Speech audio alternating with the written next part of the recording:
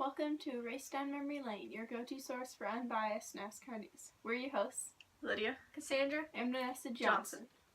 So, Cassie's going to do her Race Down Memory Lane paragraph real quick. Okay. Real quick. Yeah. Let her read.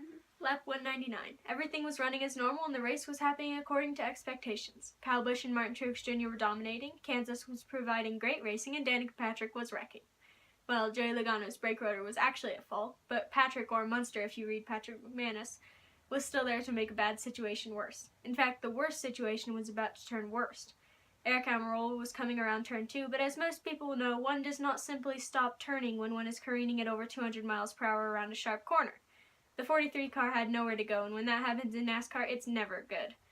What you hope to see in a crash is the car bouncing away, but this was not the case. The impact was brutal, with the back end of the iconic 43 shooting into the air. Fortunately, Almirola landed on his wheels, but slid a good quarter mile before drifting to a stop on the backstretch. Soon a swarm of safety workers was at the scene. Almirola was awake and alert, but unable to exit his vehicle by himself. It took several minutes to cut him out, but as soon as they did, Aric Almirola was loaded into an ambulance before being airlifted to a local hospital. A Richard Petty Motorsports spokesperson released that Almirola suffered a fractured vertebra from his crash. He was allowed to return to North Carolina on Sunday. So that was a scary wreck. Yeah, we're glad it was not worse than it actually was. Hope no. One thing we would like to touch on, the other two drivers involved in the wreck were Danica Patrick and Joey Logano, as Cassandra mentioned. And the contrast between their two interviews after they were released from the Infield Care Center was quite interesting. If you go back and watch, Joey Logano, very concerned for Aric Almirola, and obviously sorry about what had happened, even though it was not his fault. And then Danica Patrick, moaning and groaning about her bad luck and how when she's running well, there's always something that happens. So we just observed that interesting contrast. Yeah. And Joey Logano kind of went up in my estimation. Joey Logano lately. We have been, which is puzzling because we really don't like him. Yeah. Anyway. So, any other discussion on that quickly? Anything else? Nope. Nessa? We're going to do stage results. If the button will work. There we go. Kyle Busch won the first stage. And Blaney won the second. Nice to see a young guy. Yeah. He did well. Obviously, Truex Jr. won the race. He deserved it. He ran really well. I would like to highlight Trevor Bayne in 10th. A top 10 finish for him. Boyer in 9th at his home track. That's pretty good. Yeah. Okay.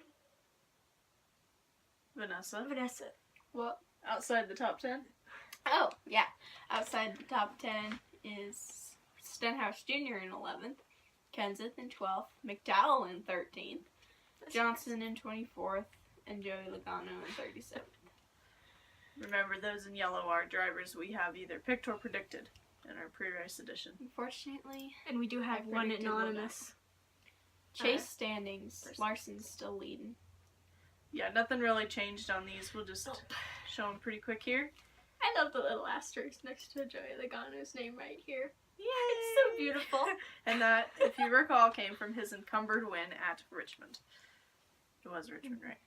Yeah. I'm not crazy. Okay, good. Mm-hmm. All right, here's our pick and prediction score from this race. Hello, I'm talking. Sorry. I'm supposed to talk at least. Well, you're over there sipping Gatorade. What do you expect me I'm to do? sorry. Cassandra won predictions. I did? And Lydia won picks. We tied for second on picks. It's because you picked the same driver. I know. Yeah. Cumulative.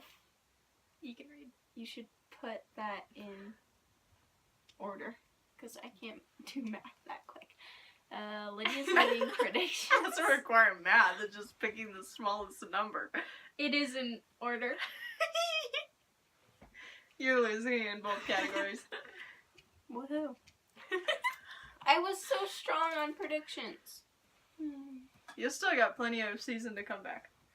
Hopefully. So, now it's Or time I'll just- for... It's a very I'm waiting slippery for my slope. curse to fall upon the drivers. Time for our whiteboard question. Let's move. We're trying to get this. I don't know. I handed it to you twice. Okay, whose turn is it? Is it? Am I picking this time? Yes. I feel like it's about my turn. Something like that. I don't know. Here, I'll pick. I'll read first. Only get one. Okay. If you owned a NASCAR team, which drivers would you have on your team? And this one's a viewer suggestion question. So let's see. How many should we do? Should we do 4-car team. 4-car team? That doesn't go back in there. Quickly. And maybe tell us a couple reasons why on both of them. All 4 of them. I wonder what Vanessa. I'm not looking at Vanessa's board. I guarantee you, Vanessa's are gonna be Johnson. Maybe not Johnson. Edwards, Bain, McDowell, and Cook. You've got another thing coming. I'm actually doing a smart choice this time. I'm not putting Truex on there, sorry.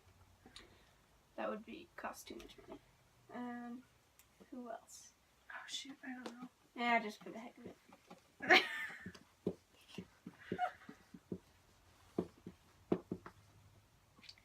So, I would have Jimmy Johnson on my team for obvious reasons. He's a 7-time champion. I would have Kyle Busch because he's a really great driver and he's a 1-time NASCAR champion. I would have Brad Keselowski on. He's, once again, a very good driver. And Mark Martin just for the heck of it, just because I want to see him back. And he was pretty good. So, Does anyone have an eraser? Yeah. it's called your hand. Pretty sure I don't want you So writing. I have Johnson. I mean, obviously, who's not gonna have Johnson? Someone who hates him. I put Kenseth on there. I think you guys noticed that I really like him.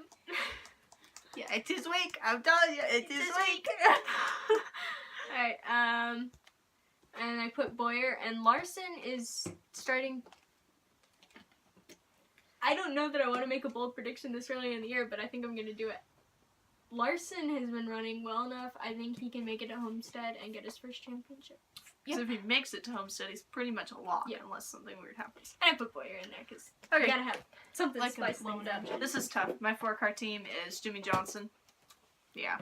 Clint Boyer for the entertainment. Joey Logano, because he's really consistent, even when Johnson isn't. And I kind of Traitor. started liking him a little bit. I don't know. I Well, have you to put actually- Keselowski. I didn't. She did. I'm looking at her. Yeah. Okay. You're And looking then- at both of us. I don't care. And then Matt Kenseth, because I like Matt Kenseth. Yeah. And he can hopefully break his. When did he last win? It was in fall. Don't know. I don't remember. New Hampshire, I think. Yeah. I don't know. I'll have to get back. It's called Loudon then, so I can't be sure what it is or where it was. Okay. Anyway. Anything else? I think we're Yeah. good. See, with that question, you kind of have to have two teams. One Yeah. just for the fun of it, and another that's really serious, like the best You're- drivers. Who you would pick if you could compose Who a team. you would Yeah. actually I kind of did hire. a balance of both. I really like Boyer. We Logano had the just same tends thing to run except really well. Logano instead of Larson. Right. See, I don't really like Larson or Logano, Yeah, but- so it could have been either way. Larson definitely has the speed to be a champion. Yeah. which is- So if you've got questions for our box that you think would be good in there, put them in the comments below, and we'll put them in there. Mhm. As long as they're appropriate.